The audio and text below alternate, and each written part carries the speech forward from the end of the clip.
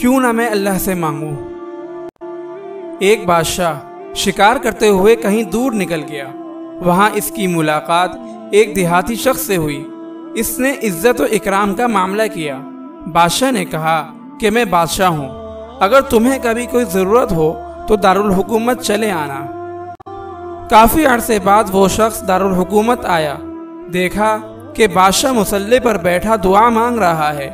इसने बादशाह से पूछा, तुम किससे मांग रहे हो जबकि तुम खुद बादशाह हो? इसने बताया कि मैं अल्लाह रब्बुल आलमीन से मांगता हूँ। ये सुनकर देहाती ने कहा कि जब तुम बादशाह होकर अल्लाह के मोहताज हो तो मैं भी सिर्फ उसी से मांगूंगा और अब मुझे तुमसे सवाल करने की ज़रूरत नहीं।